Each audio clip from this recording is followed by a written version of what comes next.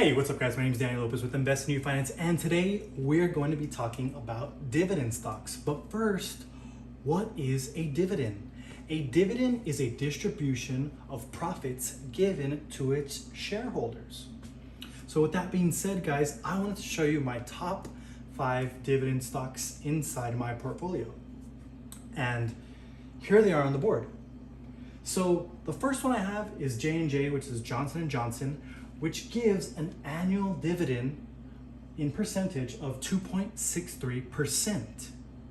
What that means is that the quarterly payout is $1.13 per share.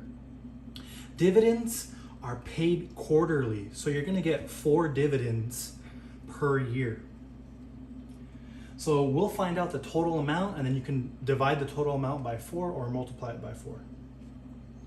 So Johnson & Johnson, I have 90 shares, and the quarterly payout is $1.13.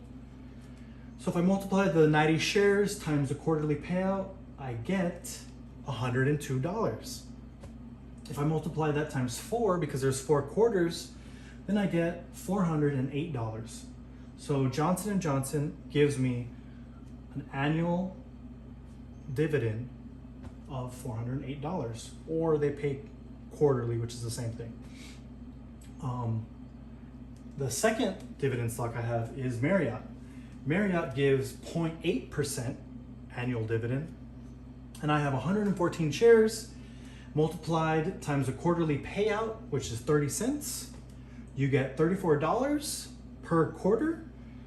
Multiplied times 4, I get $136 annually. Then the next one I have is Marriott. Marriott is an annual dividend of 0.57%. Quantity is 59 shares, and quarterly payout is 49 cents, which gives me $29 times 4, $116. The next one I have is ATVI, and that is an annual dividend of 0.59%. Multiplied times the quantity, I have 206 shares, times the quarterly payout, which is 0.12 cents, equals $25 times 4, which is $100. And the last but not least is Texas Roadhouse. Texas Roadhouse pays an annual dividend of 2.2%. I have 324 shares of Texas Roadhouse. The quarterly payout is 0.46 cents. Multiplied times 324, $149 times 4 is $596. So if I add up all my dividend distributions for the whole year, right here, I get $1,356 per year. And this is how much my 5 dividend stocks give me. Now, when I bought these stocks, it was back when I was a lot younger and I was more willing to take a risk.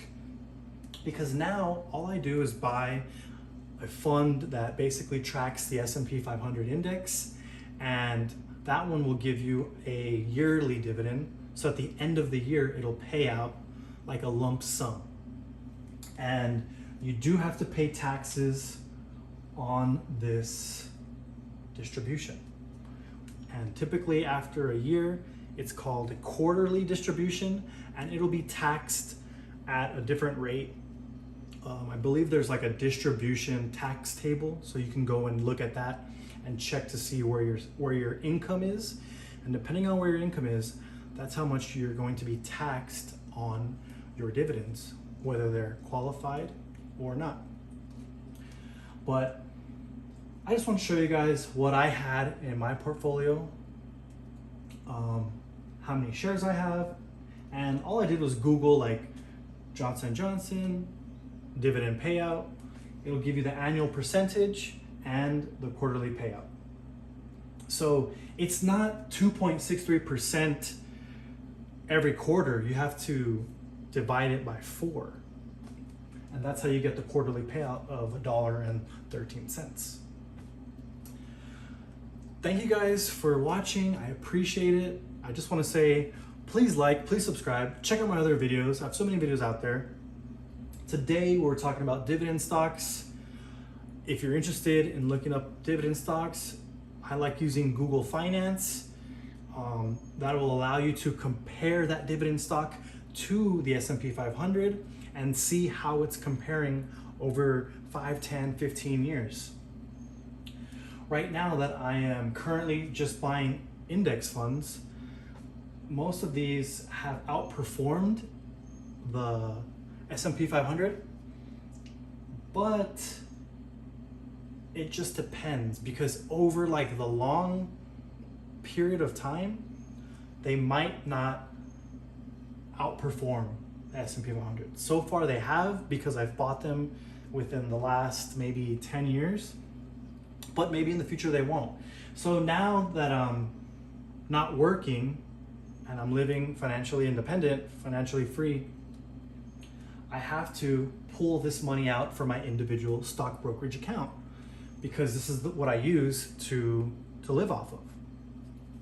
So I just have to calculate which ones I want to sell and which ones I want to keep based on like first in, first out, the tax lots, all types of stuff. And then I see, okay, I want to sell 5 of this one, 10 of this one. And then I figure out the taxes I'm going to pay and things like that. But I did select to have my dividends reinvested when I first bought the stocks. It's an option inside of your brokerage account. If you're interested in doing that, make sure to look it up on how to reinvest your dividends, because reinvesting your dividends allows you to buy fractional shares. And by fractional shares, you don't have to have the full amount.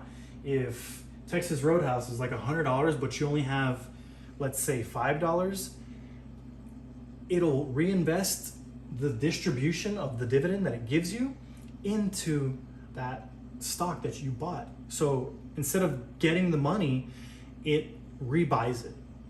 You will still be taxed on that amount, annual dividends, but you will be able to buy fractional shares. And that the acronym for that is DRIP, and that is basically dividend reinvestments. And that'll help your individual stock grow over time, because it's like buying dollar cost averaging, or it's just like buying consistently every quarter basically.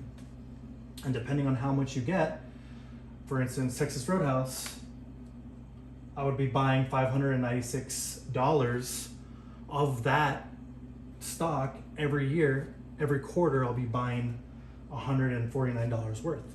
So it just depends if you want to use that money or if you want to reinvest it inside that dividend stock.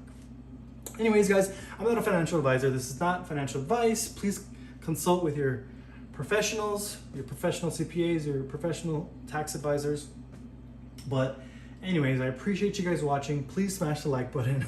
Please subscribe and go check out my other videos. I'll catch you in the next one. Peace.